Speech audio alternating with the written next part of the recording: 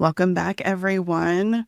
I am so excited to have Debbie Reber joining me again on the podcast. This is actually a continuation of a conversation we have had now in multiple parts on both of our podcasts around parenting neurodivergent young adults.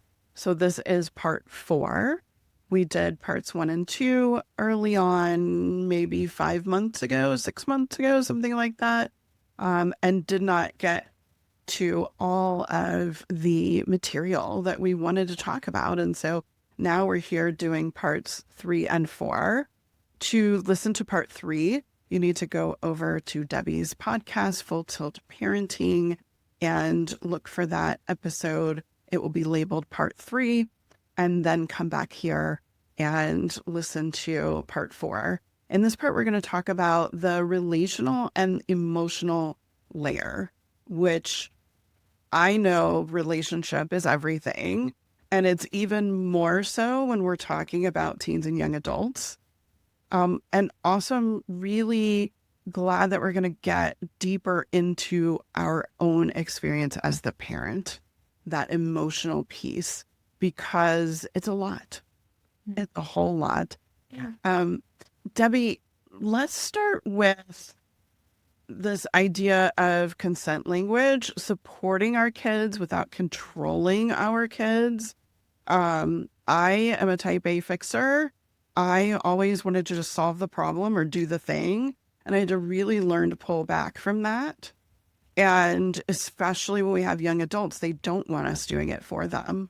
They don't want us telling them how to do things. So what does that look like? What shifts have you maybe made as your kiddo has gotten older? Yeah, we have fully embraced and leaned into declarative language, which your listeners are probably familiar with, but it is, just very much kind of low demand statements that leave room for our kids to feel like we're not putting them on the spot or placing demands on them, right? So it's starting things with like, I notice, or I wonder if this would be helpful, as opposed to, I'm going to do this, or I want to help you, or what do you need, right? It's just got a completely different vibe. And so that is something that we have really leaned into. I have to tell you a funny story, because this has been something I've been doing for a couple of years now. And I've explained it to my husband many times. And recently, we were doing a course for parents of young adults, and there was a module on declarative language. And my husband was downstairs and he was texting me, this declarative language stuff is really interesting. I think it would make such a difference. And I was like, yeah, it's what I use all the time and have for several years now. So that has really become our way of providing offers of support without like imposing ourselves on our child. And if listeners haven't listened to the other episodes, just to say that my kid is in a university, not living at home, and is out of the country right now. And this is the second year. And it has been incredibly challenging to support a human who wants to do everything alone and without help. And I can do this. And, my husband and I see so many like potential pitfalls and, problems down the road. We can see them coming a mile away. And so we want to prevent that.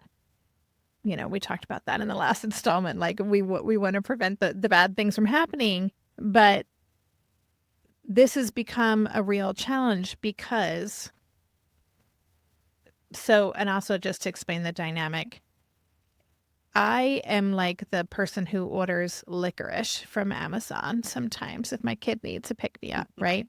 Or like on a Saturday night, can you just get me some Papa John's sent to my place? And like, yeah, I got you. I'll get you some takeout tonight, and I'll throw in like a treat, along with that. So that's been my role. Darren has been the more hands-on, supportive. Are you on track with your assignments? Do you need help with this? That kind of thing. And what we've noticed is the more the demands go up for my kid and the pressure mounts, the more my husband also gets activated and then wants to really impose help. You need to be doing this and we have to do this. And, what happens when your kid is living, I think it's 414 miles away is what I can tell from my phone. And across the North Sea it's like, okay, I'm going to just do this on my own and I'm not going to respond to your Discord messages, right? So trying to impose and not get consent for help and support has backfired. And that's when I step in like, hey, do you need anything from the store? Can I get some groceries delivered to you? So we've been kind of like almost tag teaming, me being it's not good cop, bad cop, but we've gotten a lot of evidence now that the more we try to impose help and support, the more pushback we're getting. So we are learning to just hold steady, stay calm, offer help. I'm wondering if it would be helpful if we jumped on Zoom and co-work this afternoon. I'll be around all day. Just let me know. Or I'm wondering if talking through this assignment would be helpful or whatever. And then we just have to be like, okay, we've hit the tennis ball to the other side. It's up to them to hit it back. And that's the practice that we have been living through for the past 2 years. And we're getting a little better at it. I wrote about this in my newsletter recently that I was getting really good at hitting the tennis ball and then running to the other side and hitting it back to myself. And until my sister called me out and said, Debbie, you can't play tennis against yourself. So we're learning to just stay on our side of the court and know that nothing happens without consent. And especially, again, with the human who has a strong desire for autonomy. And that's really important. It's just there's nothing that's going to happen without that consent. Yeah. What about you? Yeah. I would be staying on my side of the tennis court, but begging and pleading in desperation for him to engage and hit it back. Be me. Like, please, I need you to do this. Yeah. Can I just ask, what does that look like? Because I would get cut off if I did that. Like, what does that look like when you do that? And yeah, I get cut off. Sure. Yeah. Or, I don't want to talk about this right now. Or, it's that pressure thing. And this is probably the number one lesson that I have learned from my own kid. The more I pressure, the less willing he is. And he has said this to me in no uncertain terms. And as a teen, probably in high school, finally, he just really vocalized it in a way that was like a smack in the face, hey, hear me when I say this. And so I've had to really learn how to pull back, which is really hard for me because that's not the way that I'm wired. And, I'm trying really hard not to be part of that tennis game anymore. I want to be like the coach on the sideline and not an active part of what is happening because I can't impose my will. I can't even impose my support, right? Which is what you were talking about at the beginning here, is we can either offer support or we can try to impose support. And when we impose it, it comes with all that pressure that shuts down their nervous system. Yeah. Like it makes it physiologically less able to do the thing. Yeah. 1,000%. Yeah. Yeah. But that is so very difficult to not keep jumping in, to not keep trying to do for them or to keep telling them what to do instead of guiding them to figure out what to do. And I'm curious, do you with your kiddo try to sort of not lead, but prompt them, I guess, in ways to support themselves? Does that make sense? Yeah. And yes, I do. I think the trick is to do that without attachment. And we talked about that in the last conversation because I get really excited when my kid connects the dots on something. I was like, oh, I I today went for a walk and it was really nice out, and I sat outside in this field for a little while and just kind of closed my eyes, and it felt so good. And in my mind, I'm like, oh, yes, more of that. Do more of that. Your anxiety, your nervous system, all of it needs that. Like, take a moment for yourself, like, get calm, be in nature, right? And so I try to encourage and be like, that's great. And then, I'm so glad that you did that for yourself. That feels so nice. And then, I might try to slip that in another time, like, oh, I'm wondering if you have time to sit in that field. That sounds like it really felt so nice for you, right? So I try to encourage. The problem is if I do that encouragement feeling again, like attached to that actually happening, then I'm setting myself up to get disappointed, and it will still feel like pressure for my child. So it's just this like putting stuff out there and then just letting it go. It's like putting an idea out there and just saying, see you later. And I really have to just turn away from it. Like, it's not mine anymore. That is what I've been like leveling up the past couple of months, like actually embodying that feeling, probably even differently from when you and I talked and did the parts 1 and 2. Like, I feel like I'm getting better at doing that. Doesn't mean I don't still have my moments or days where I can't let it go. And I'm just like, do the thing, right? I don't understand why you're not doing the thing. So I'm definitely said that so many times. Yeah, I'm getting there with that. There's a little like side note that I just wanted to tag on to this idea of consent. And it is because I think what we're really talking about is that we have to retrain ourselves, right? And there's no one says, okay, when your child turns this age, your relationship with your child's going to change, and you're going to need to do X, Y, and Z in order to be able to navigate all the changes that your kid's going through and what they're going to need as they grow up, right? No one tells us how to do that. But we have to kind of change our approach. We have to completely change our relationship if we want to prioritize connection with our kids, right? And one of those things for me that I found is really powerful is also not making assumptions about what my child needs or wants. And this is like a little example of that. One of the things that was so interesting, this happened last summer when we were planning our summer holiday. We've always gone on holidays as a family. And so I just assumed, of course, we're going on holidays as a family. And I realized, I can't assume that this kid, this 20-year-old wants to go on vacation with mom and dad, right? And it was I was so proud of myself in that moment that I realized, I have to really be the adult here and like just put it out there and say, hey, we're planning this trip, and of course we'd love for you to come, but it's totally up to you. Here's what we're doing. Just let me know. Like, I'm not sure what your plans are for the summer. Like, I had to say that. And I was surprised that I said that. I think my kid was definitely like surprised, but in a good way. It was like it shifted something. Kind of was my way of saying, what I'm thinking of is like when I finally came home with a husband and not a boyfriend. Oh boy, you guys can sleep in the same room, right? According to my parents, right?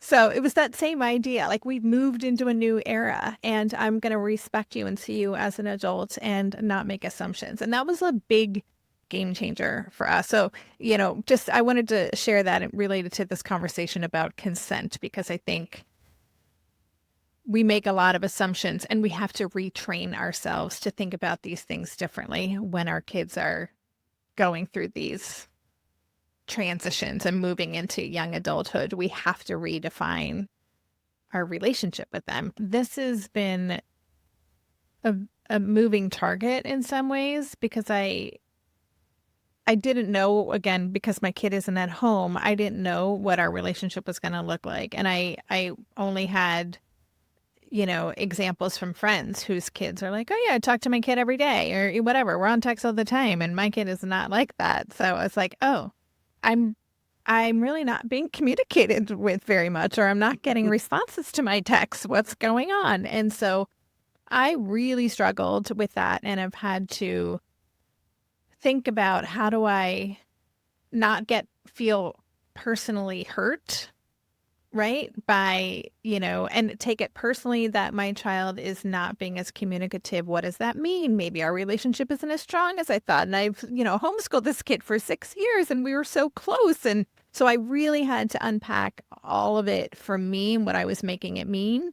And then start to realize my kid is like busy, like, like living a life and trying to figure things out and trying to do college and all that stuff. It's not about me, but it's easier said than done. And so that has been what I've been really trying to figure out. How do I stay connected and make sure that my child knows that I am thinking of them and, and I'm here and I'm still that safe person while also, managing my own expectations and not feeling disappointed, right?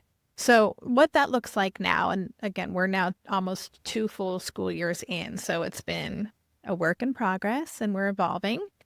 What it looks like now is I just, instead of like thinking, oh, I shouldn't bug my kid, or I'm going to be really strategic about when I send a message, and like I had these weird rules around what communication should look like because I didn't want to be overbearing and I didn't want to be this or that. Now I'm like, you know what? If I'm laying in bed, which I shouldn't be on my phone at midnight, but yes, I am. If I'm laying in my bed on my phone and I'm like, I miss this kid, I might just shoot a quick text. Miss you, love you, hope you had a great day. That's it. And then I just turn off my phone.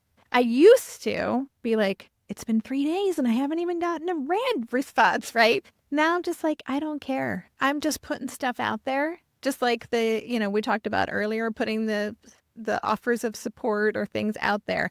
I'm just putting my love out there for my child. And I collect stupid, ridiculous memes. And I'm very selective. I don't send memes unless I think they're really like gonna elicit an eye roll or like a good laugh, right? And they feel connected to our relationship. But I'll pebble with a meme here or there. And I just kind of just put stuff out, again, staying detached from the outcome. And that has helped us feel closer, because now when I communicate, there's not an agenda. Before there would be an agenda, either that I needed my heart to be filled up by this kid, or I had an agenda like, we need to touch base about your meds refill. We need to, like I had a list of things. And so that didn't foster connection, right? So now I'm just like, no, I'm just going to reach out. And now there's my kid also doesn't feel this like demand associated with my text. And so it feels so much better. And I feel like it's keeping us close in a way that works for both of us. It does feel better when we're able to really fully make that shift. In moments we fully make it, because I think, it's a practice. It does feel better. Before you said agenda, I had written down agenda. This is a big one. I was just having this conversation with another parent in coaching last week.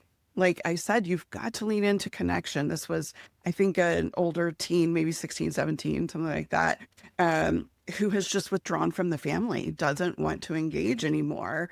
And it's because, and this is not the first parent that I've spoken to in this exact situation, because every time they interact, there's an agenda. Yep. Yeah. And that feels totally different than just, saying, hey, I hope you had a good day, right? Yeah. That's received very differently by our kids' nervous systems. And so we're looking at like genuine connection, like human to human connection, not I'm talking to them, so I'm connecting, but the actual like nurturing of the relationship.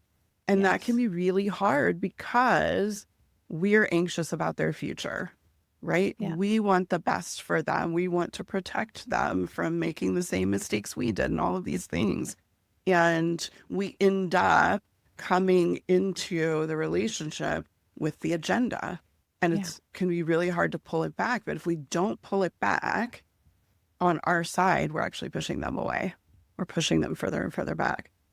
It's so true. And I just to add one layer of complexity to that is that when you don't have much communication with your kid and there are very real things that have to happen, it's this tightrope of like, how do I maintain the connection and not have an agenda? And there's still like a couple of things that have to get discussed or sorted, Mm-hmm. right? And sometimes Mm-hmm. there's a cost to, you know, to not pursuing that the things that need to be discussed. It's like, well, I guess you're not going to get your ADHD meds for a week because I didn't have an opening to remind you to go to Boots and pick them up or whatever. You know what I mean? Right, Like, right, so right. it is this constant, like, we're weighing our options. Like, Mm-hmm. what's most important right now? Where is there an opportunity? And sometimes the opportunity isn't there. So we just have to default to the connection. I'm curious to Mm-hmm. know from what this looks like for you, maintaining connection. It's difficult. A lot of talk about music. We have set this pattern with each other from way back in like middle school, probably, where he would get in my car after school and I would say, "Oh, how was your day? Tell me all the things." And he would, mm, you know, and shut down and not want to talk about it. And I had to find another way in, right? Because, and again, that was my agenda. My agenda was to see how things went because I care, but also to see if there's anything I needed to be advocating for, if there's anything I needed to take care of, right, to help him. And so it was loaded and he felt it.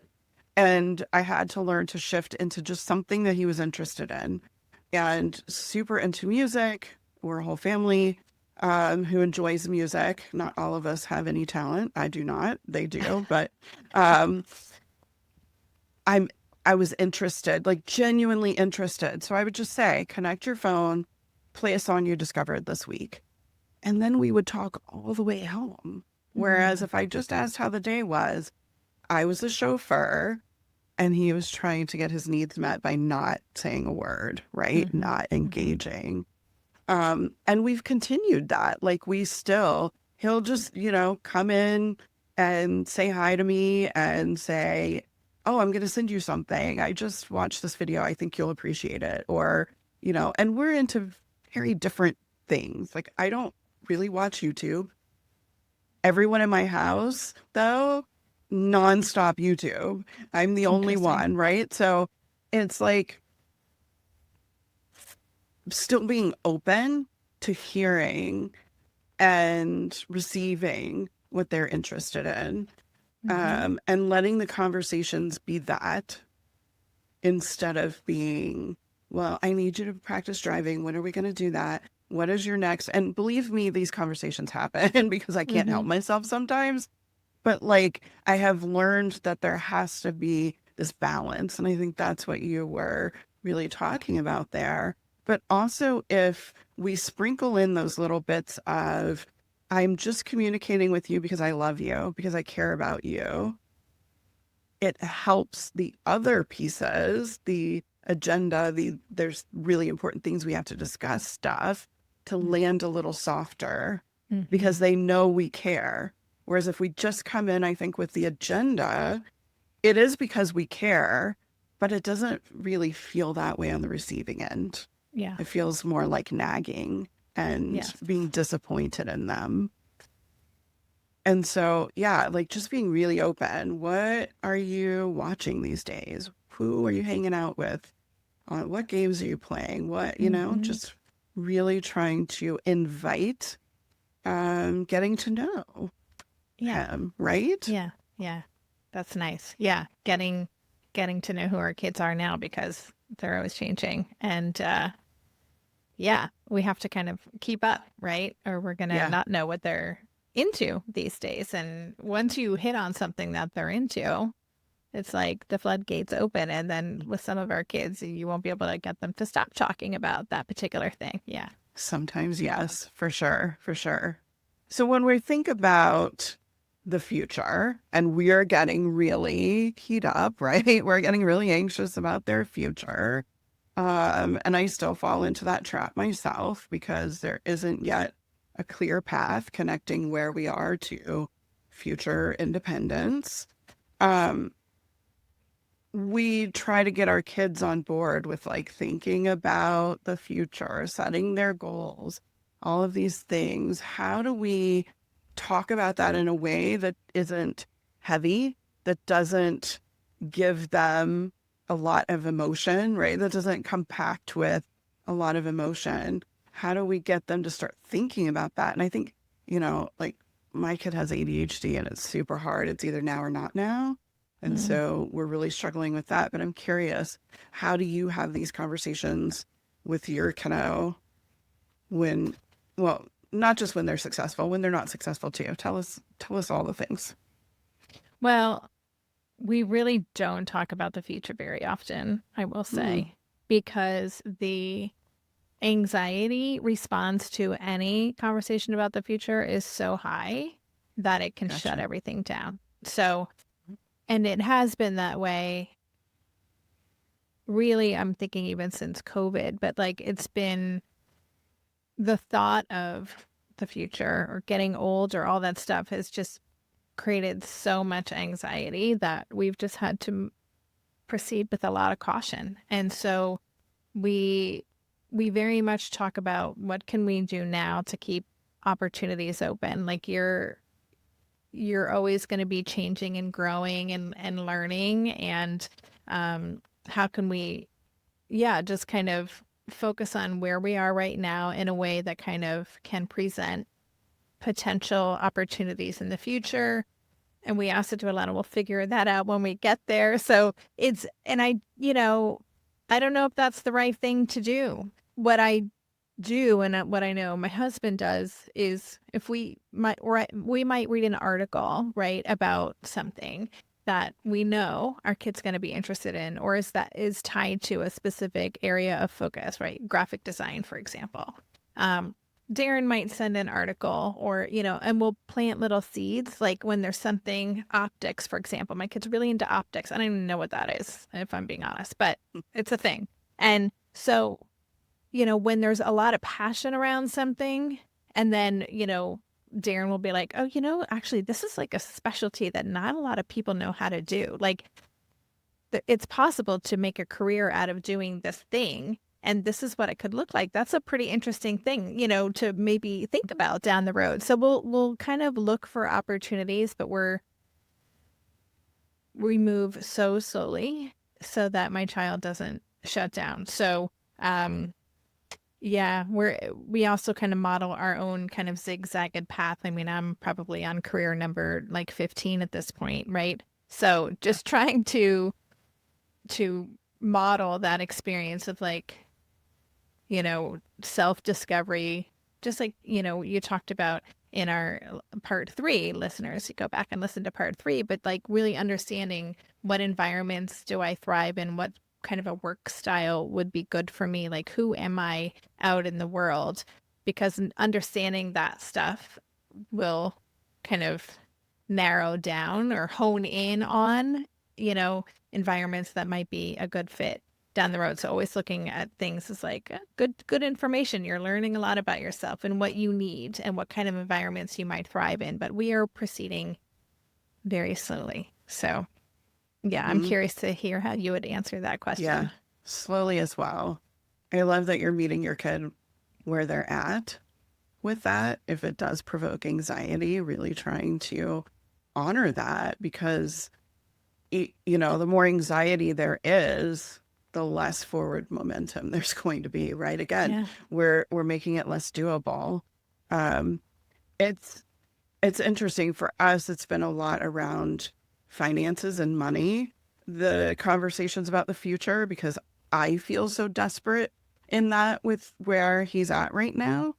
Um, but I try to otherwise just be goal oriented, his goal oriented, not my goal oriented, right? His goal oriented. It's interesting. Several months ago, he said to me, if I'm still living at home at 25, I don't know. He probably said, I know he didn't say I'm going to kill myself, but like it'll be the end of the world was basically what he was saying. And I was like, well, bud, you're 23. Do you think you have time from where you are now to being fully independent at 25?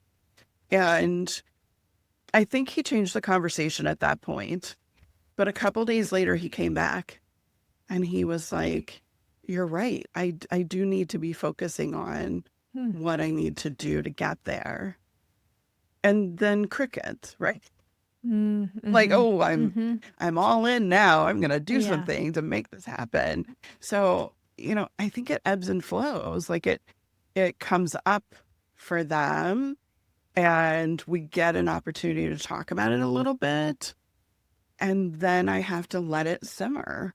Yeah. I have to be okay with it being whatever timeline it ends up being because it can't be my timeline. And I, as you were talking about the anxiety piece, I was thinking I'm probably putting some anxiety on him. Some of my own anxieties about his future. And I have to be really careful and mindful of that. But that, you talking about it really brought it to the forefront of my mind as something that I want to be cautious about for sure. Yeah. It's just hard. It's hard to think about, and I think we were talking about this before we started recording today, is we were very different at that age. We were out there working multiple jobs, going to college, doing all the things. And that felt natural to me. And those are not the kids I have. And this is not that time.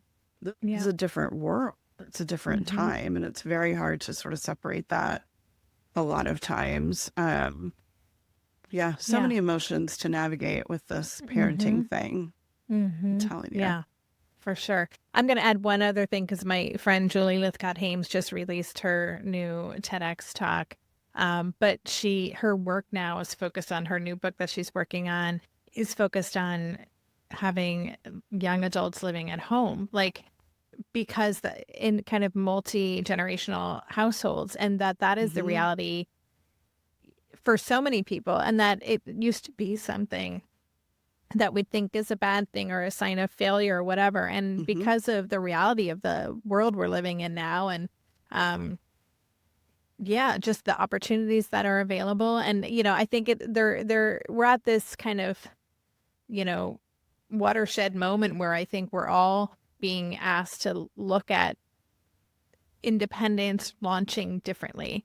So I just like that reframe too, that if we can design what would work for our family, what feels right for our unique dynamic in our family, what works for everybody and everyone's continuing to grow and things like that, that I think can also be helpful as opposed to thinking about like, by this age, this needs to happen. And I love what you said about tying it to your son's goals. Like that's where the buy-in, that's where the motivation, and a lot of our kids need a lot of evidence, right? So he might need to be thinking about this multiple times until finally it's like, I think I'm gonna take a step so that I can kind of move a little bit closer, knowing that that's what my goal is. But I think just us being a little less kind of rigid about what that looks like also gives our kids more freedom potentially to figure it out.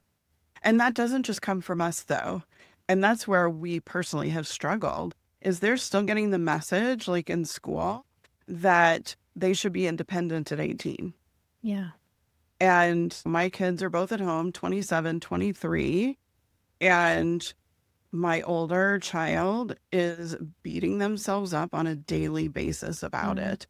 No matter how okay we are, I love having her at home. Like I am not disappointed in her. I do not have a problem. I understand that if housing was affordable in our area, she would be doing it. that there's, there's a legitimate thing that's holding her back, but she is having a really hard time with accepting that it's okay, with not attaching a whole bunch of negative meaning to it. I just wanted to add that because we can make that shift, and we have, and then still they're getting other messaging that it's still this antiquated expectation that doesn't work in today's world. Yep. Yeah. I want to make sure that we talk about risk before we close, because this is a big one. Yeah. I know I get tons of questions about it. I'm sure you do too. How do we mitigate all of these risk factors? I was just thinking about this last night. Actually, I was listening to a podcast called Narcos about the cocaine coming into the country in the 70s and 80s. And it had me thinking about how many more dangers there are now, extreme dangers, than there were in even the 80s. And it can make a parent super, super scared, right? We can be super anxious.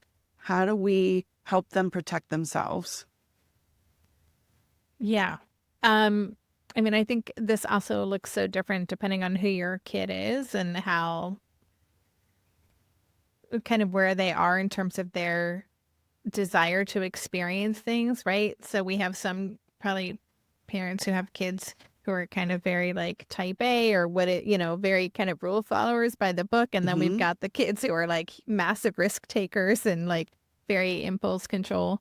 I mean, I think the way that we've navigated stuff, we've definitely had conversations, like important conversations about drinking. I really love Jess Leahy's book, The Addiction Inoculation. I think she has really good guidance in there for talking about drinking, alcohol and drug use in a way that's very like matter of fact and like, here are the facts and here's what I want you to know and here's what the risks are. So we've had some kind of explicit conversations about alcohol and drug use. And, we've obviously talked about, had the sex talk and all that kind of stuff. And I know that the sex talk isn't one talk, but, we've talked about those things.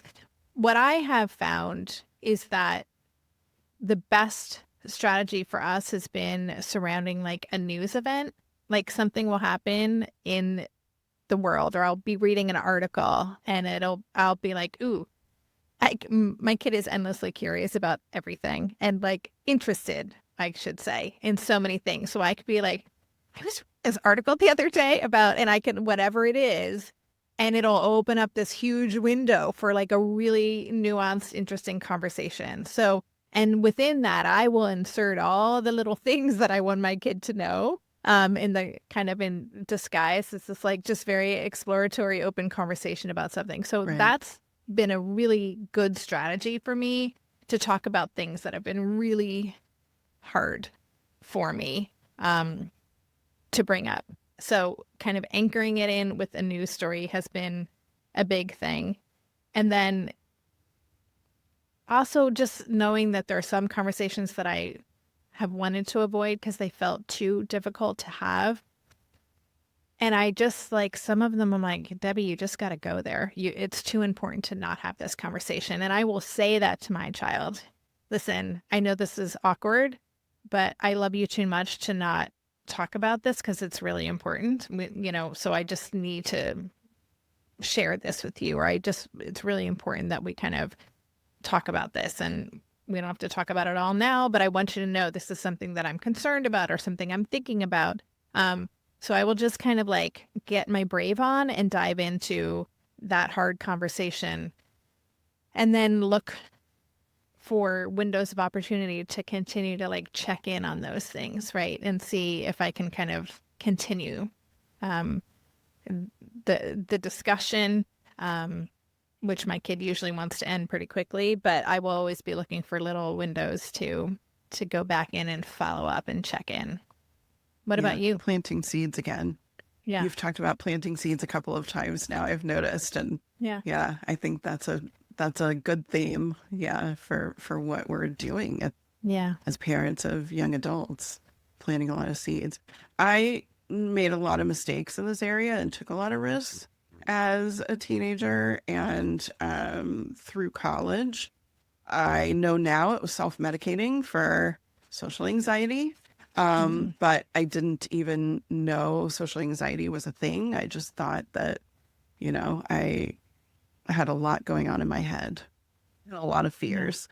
Um, and so, yeah, I wanted to fit in. I wanted to be accepted. It was a strong, strong desire, like a core nervous system need to not be judged and to be accepted. And so I was doing whatever everybody else was doing because I thought that's what I needed to do, right? And then, it really did tampen down the anxiety. And so I continued to do it for a few years. And part of the reason that I sort of dove headfirst into that was because I was raised in a strict household, in Mhm. a Christian household where all of these things are forbidden. Yeah. And so I told myself as an adult, I was not going to forbid anything with my kids because I didn't want to push them toward the thing that I feared them, trying out. And so it's been a very different conversation in my house than it was for me as a kid growing up. Mhm. And I feel like it's worked well for us. Mhm. Um, there's an understanding about moderation. There's an understanding about self-medicating. We've talked a lot about self-medicating because it is a risk factor for neurodivergent individuals. Mhm. And, I've just been really human and really open with my kids. Mhm. Look, this is what I was doing. And I was doing it for reasons that weren't good reasons. They felt like good reasons, right? But with hindsight, they were not good reasons. They were not things Mhm. that I should have been doing. They were very, very risky. And I think they've really appreciated the fact that I was very open and honest Mhm. about my own experiences. Yep. Yeah. Um, and it doesn't really have a lot of pressure behind it in that way. When we're just Mhm. sharing a story, it feels different. It's received different Yeah. than if I'm Yeah. saying, alcohol is bad. Do not try drugs, right? Like it's Yeah. just different.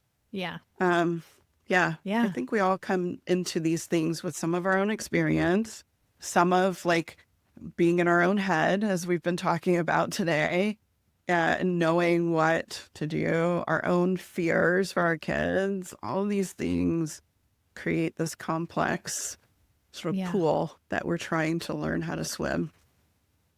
Yeah, and I think too, like, I had a similar upbringing as you did, where everything was, forbidden. And so, of course, I did everything that I could.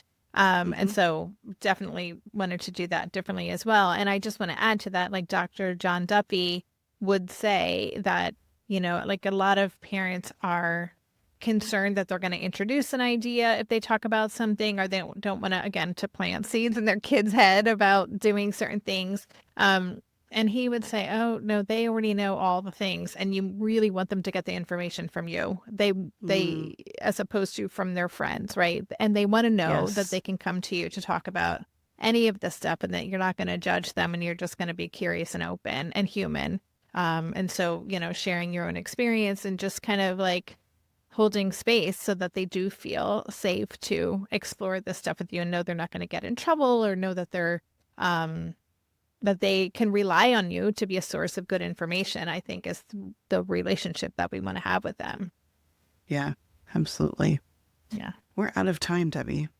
I know, we really We could could talk just about keep young talking. adults just forever and ever.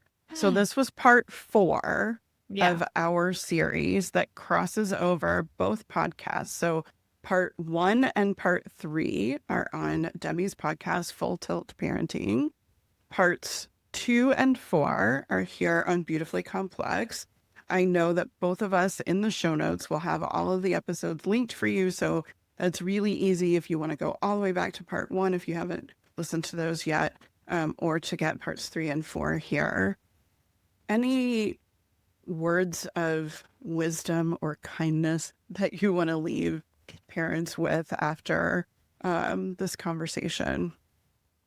I really just want to encourage listeners to be kind to themselves. This is really hard. Parenting a young adult, a neurodivergent young adult, is really difficult. It will test you in ways you weren't probably anticipating. Hmm. And it is a wonderful time to really double down on taking care of yourself. And that can feel uncomfortable. Like we're kind of, kind of when we are breaking away from being so enmeshed with our kid, that can feel almost like, oh my gosh, this is wrong. I should be more involved. But really, it's the most compassionate thing you can do for yourself and for your child. So give yourself permission to really prioritize your own joy, your own peace. That is going to benefit the whole dynamic more than really anything else that you can do. Thank you for saying that. I needed to hear that today. Yeah. Yeah. I needed to hear this reminder that we do need to take care of ourselves. We and it there's just this void right now for me between being so involved and doing all of the things, and now they're mostly self-sufficient, Mm-hmm. and there's this void in between. It's been really hard for me to navigate that. And I'm still in the patterns, not necessarily of actually doing everything for them, but like putting myself on the back burner as though I was still there. And Yeah. it's been really hard. I've been trying and working with my therapist and trying really hard to start really taking care of myself again in the way that I really should have been doing all along. But now, like, I Yeah. have the time and space, and I have to branch out and take up some of that time and space for myself. And it's okay to do that. Yeah. So Thanks, okay. Debbie. Yeah. You're Yeah. so welcome. Thank you. Such Yeah. I always feel so much better about what I'm going through when I get to talk to you, who's same. on somewhat of a parallel journey. So I Yeah. totally appreciate it. The show notes for everybody listening are at parentingadhdandautism.com. Make sure you check out all the other 3 parts of this series, and I will see everyone next time. Take good care.